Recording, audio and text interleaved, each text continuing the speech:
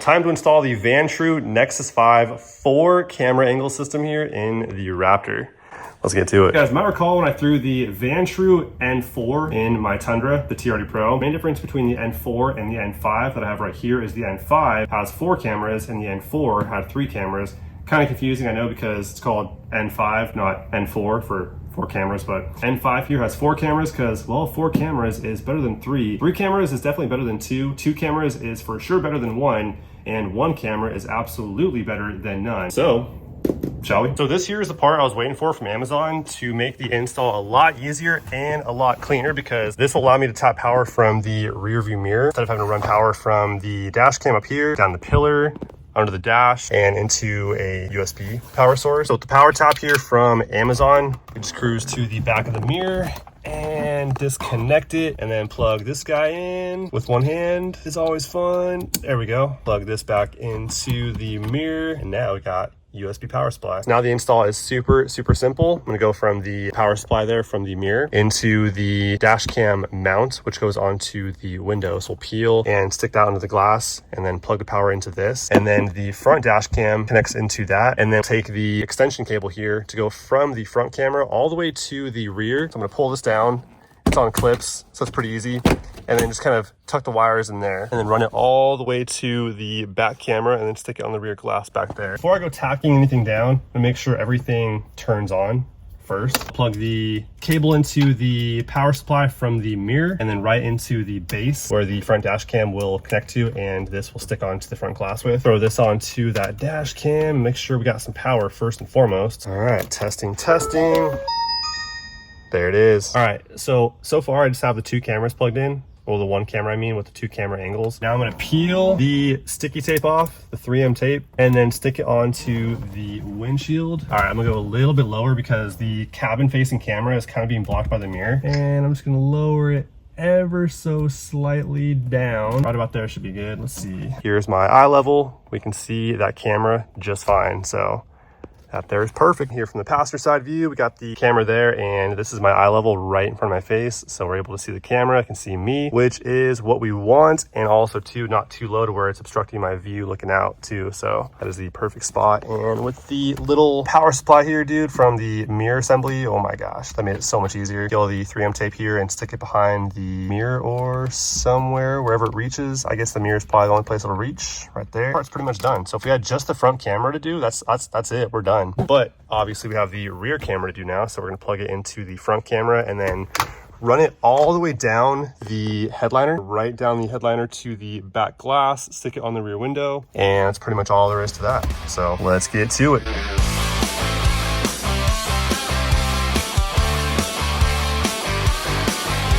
Tie the wires to the wiring braid for the mirror. Get that out of the way, make it look nice and pretty.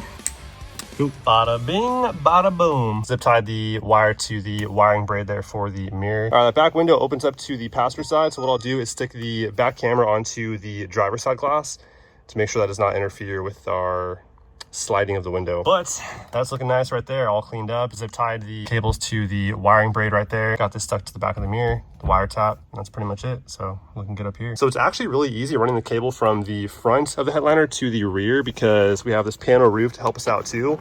But the headliner is on clips. And to make life a little easier for me, I'm gonna remove the bracket for the sun visor.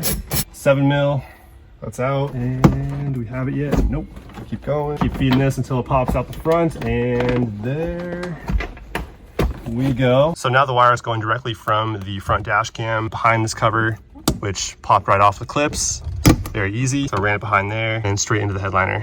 Let's run this back, keeping the headliner popped down. It does clip back in on its own, so you gotta kind of hold it with one hand and push that wire in. I am holding a camera, so let me put that down. It makes this so much easier having the sunroof on this truck, because we have this giant opening in the middle to work with. So it makes it a lot easier for us, for sure.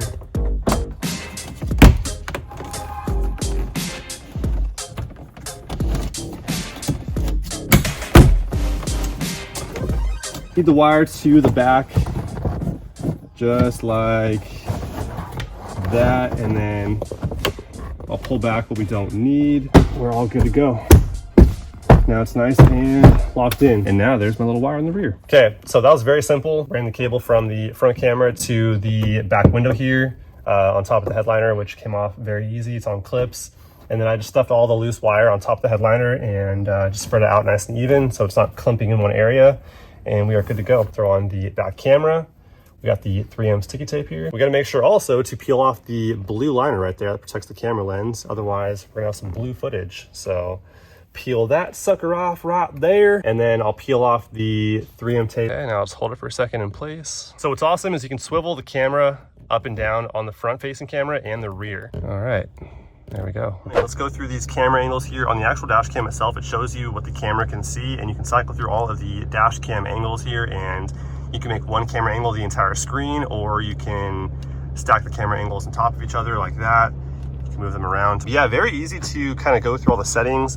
That's the settings button right there. You can go through the settings and change all kinds of things. You can turn off the microphone recording there in an instant and stop recording if you want to. It does record automatically when you turn the car on, and it has a switched power source with the ignition. You turn the car on and that will start recording right away. Now also too, by the way, before we review this footage, keep in mind, I do have some pretty heavy window tint on this truck. I got 40% tint on the windshield, which is definitely going to impact the visibility there of the dash camera. On the backside, we have it even darker. We got 5% tint on the 20% factory tint, which is pretty much 1% tint. So yeah, keep that in mind when we are checking out the camera footage here on this little test drive, but let's go for a cruise. Yeah. It does show how fast we're going there on the screen. So it's saying 0 miles per hour right now. But if we start moving, it'll say how fast we're going right there on the screen. It also too has the coordinates and the timestamp, the date stamp, all that stuff. So very detailed camera system, which is pretty awesome. All right, and now we are looking out the back window, which I kind of want to angle it down a little bit so I can see more of what's going on to the side of my bed. Let's pitch that down just a little bit, and that there should be good. That's a really cool feature of these cameras is you're able to swivel the camera angle up and down, and it's very easy to do so. It's like here on the front, how we can go up and down like that. It's super easy. This video quality is freaking crispy. Look at this right here. Crazy. See if we can get plate numbers. 9HJC 612. Or is that G? Hold on. Yeah, it's G. My bad. But yeah, overall, very, very clear. Let's even grab that one right there on the bends. We got a glare going on. Hold on. Okay, AMOE855. So yeah, we're still grabbing plate numbers, which is awesome. So we're getting some pretty good details in this video. We got 1521073 on the bus. So yeah, man, even though it's a 2K camera versus my 4K camera that I had before this one, the N4 Pro, was a 4K camera facing forward, this is still, I think, more than suffice. So all the camera angles are separate files. So the front facing camera, separate file from the cabin facing camera and the rear cabin facing camera. So you are recording 4 camera angles separately as their own files. Also, to that being said, you are recording 4 times at once. So it gets you a pretty good memory card. It does not come with the memory card, get you one from somewhere. But yeah, man, there's the rear camera, and details are looking pretty crispy still, even though we have some pretty heavy tint back there. We got 5% tint over the 20%, putting us at pretty much 1% tint, dude. It's pretty freaking dark. We're still able to see a lot of what's going on back here. The rear cabin camera, I love this angle right here for the maximum coverage on the sides of the truck that we can't really get from the front cabin camera facing this way. We get the back kind of clip of this car right here. As you guys can see there on the camera facing inside of the truck there from the front camera, you can't see too much of what's going on to my direct left. I can see kind of like a little piece of the back of the car, but if I switch over to this back camera, I can see a lot more of the car to my side. So I think that's pretty awesome right there, having that back angle. Also too, I mean, having about 1% of tint there on the side of the back glass here, that side window there on the back, dude, it's pretty insane how we're still able to see pretty much everything out of that window. Not super detailed because it is a 1080p camera, so I can't get plate numbers really or anything super detailed, but it is still showing that if anything were to happen, and of course you hope it never does, right? But like if something ever were to happen where a car maybe sideswipes me or something like that, it'll show that I'm in my lane using the front camera. Obviously that's good, but this rear shot here is just one more angle to show kind of that I'm like in my lane. And this car here did swerve into me, in fact. And so I think it's just good to have that extra angle. But yeah, you can get a lot of what's going on here, kind of in my immediate driver door area outside of the truck. And same with the passenger area also. Now let's see what kind of motion blur we deal with. Oh, dang, that is actually pretty impressive. I mean, they're driving by. We have 30 frames per second on this camera, and when freezing it, it's actually really clear. That's pretty amazing right there, dude. Look at this. Look at that. Look how clear that is, dude. That's insane. So yeah, not able to make out like the super fine details, like the street signs from super far away, even though I can on this one. Sometimes it is a little iffy, plate numbers, particularly because they're a lot smaller on the 2K camera. But dude, I mean, you're catching everything else going on. Oh, this guy's over here just going for it, dude. This is freaking insane, dude. Through the 40% windshield tint at nighttime, it's still that freaking clear, dude. What? That's honestly pretty impressive right there. Like, no lie, that is pretty good. And now let's see if by some miracle we can get a plate number here. Let's see. We got at nighttime, dude, through 40% windshield tint. What? Here, let's go frame by frame. We have 9 for sure. GAX something 73. I'm going frame by frame here. Street signs are very readable, but plate number here 673. 9GAX 673. No way, dude. That's freaking nuts.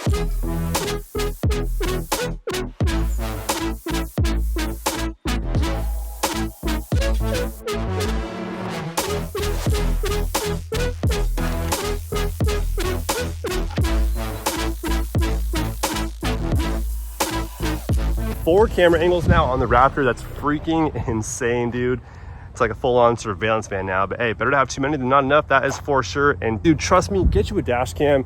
It is the best piece of insurance you can get yourself on the road when driving every single day, especially here in California particularly. There's so many cars on the road, and dude, there's just so many chances of something happening and them being like, oh no, it wasn't my fault. They sideswiped you, but they're blaming you for it, and there's no dash cam evidence to show that you were not at fault for it. So at the minimum, you guys are taking mutual blame for it, and it's a whole mess, dude. So get you a dash cam, because dash cam removes the entire argument from the equation and shows what really happened.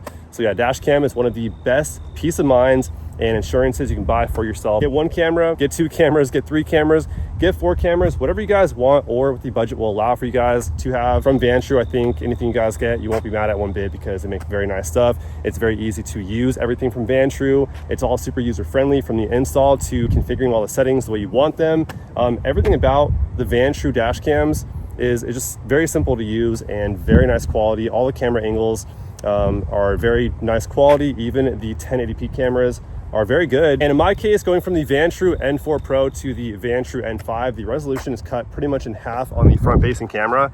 So the camera facing out of the front windshield, facing forward. I went from a 4K to a 2K, right? Basically, and you can go to a 2.5K on the front camera here on this one on the N5, but then all the other cameras have to be turned off in order for the dash cam to process a 2.5K resolution there on the front facing camera. As we're on the N4 Pro, it was a 4K camera facing forward, and all the other cameras, the other 2 cameras, were a 1080p. So I would say I'm happy with this one right here, because the 2K resolution is still good enough to even pick up on license plates through the 40% windshield tint, even at nighttime, which is freaking insane, dude. So yeah, we have a lot of areas covered here on the Raptor when driving around town, which is definitely dope. But yeah, man, again, get you a dash cam. Don't say Mark didn't say so, man. I'm telling you guys, don't wait till it's, you know, too late, something happens, and then you're like, oh man, I wish I had a dash cam, because this situation sucks, and now it's like a he said, she said thing, and it could be a whole mess, dude. So dash cam, I can't stress it enough, dude. It's been a priority of mine to do that for a long time on this truck. I've been pretty stacked for the last couple of days on some projects, but now we are back in business. Got the dash cam in there, and now it's time for some other fun stuff. I don't know what I'm doing quite yet next. My entire life is kind of a, it's kind of a go with the flow situation. My entire life is just kind of that way, but yeah, I don't know if I'm doing the wrap next or maybe the exhaust, because the exhaust is in a massive box in my garage taking up tons of space, so possibly the exhaust next, but I don't know, we'll see. There's all I have for you guys for today. As always though, hopefully you guys enjoyed, and I'll see you guys on the next one very soon. Till then, peace.